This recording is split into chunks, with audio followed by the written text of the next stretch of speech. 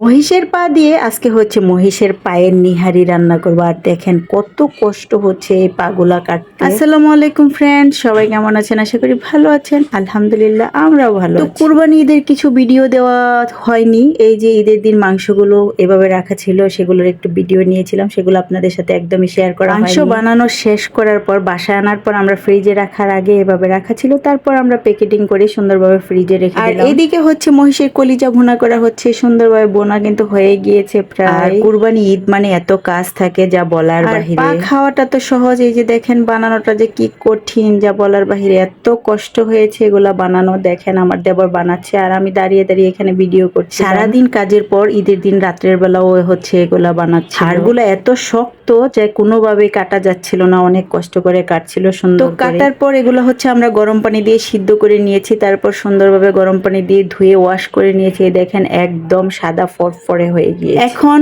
হচ্ছে নেহারি রান্না করার জন্য এখানে পরিমাণ মতো মশলা দিয়ে দিব, আদা বাটা, রসুন বাটা। আর এখানে যেহেতু মহিষের 4টা পা ছিল, পরিমাণে আমার একটু মশলাগুলো একটু বেশি করে লাগবে, কারণ আমাদের বাসায় জনগণ আমরা অনেক বেশি, তো সেই জন্য আমরা একটু বেশি করে রান্না করছি। তো আমরা যেহেতু জয়েন্ট ফ্যামিলি, সবাই একসাথে, এইটুকু রান্না করা আমাদের জন্য কোনো ব্যাপার না, কারণ সবাই মিলে একসাথে খেতে আমরা খুবই পছন্দ করি। তারপর দিয়ে দিব পরিমাণ মতো লবণ। এই যে এখানে পরিমাণে লবণ একটু বেশিই লাগবে। তারপর আমি আবার রান্না করার পর টেস্ট করে দেখবো লবণ কেমন হয়েছে। আর তেজপাতা, এলাচি, দারচিনি সব মশলা, মানে এই ভিডিওটা রান্নাটা কিন্তু আমার বাসায় না, এটা ঈদে আমার শ্বশুর বাড়িতে রান্না করেছিলাম। শ্বশুর বাড়িতে আমরা সবাই একসাথে, সবাই জয়েন্ট ফ্যামিলি একসাথে, অনেক মানুষ। এই তো অল্প পরিমাণের তেল দিয়ে দিলাম। এই জয়েন্ট ফ্যামিলির মজাটা হচ্ছে এটাই যে সবাই মিলে একসাথে যে কোনো কিছুই খাওয়া হোক না কেন, খেতে কিন্তু অনেক মজা হয়, কারণ সবাই একসাথে খাওয়া হয়। এই জন্য এখানে অল্প পরিমাণের আমি মরিচের গুঁড়া দিয়ে দিলাম। আমাদের মরিচটা অনেক বেশি ঝাল ছিল, সেই জন্য আমি অল্প পরিমাণে দিই। আর এখন 1 পাতিল পানি দিয়ে দিব, দিয়ে এটা 3-4 দিন জাল দেওয়া হবে। এত পরিমাণে জাল করা হবে যেন ভিতরে সব জাল হয়ে একদম বের হয়ে যায়। তো আমরা দুই যা মিলে এখানে রান্না করছিলাম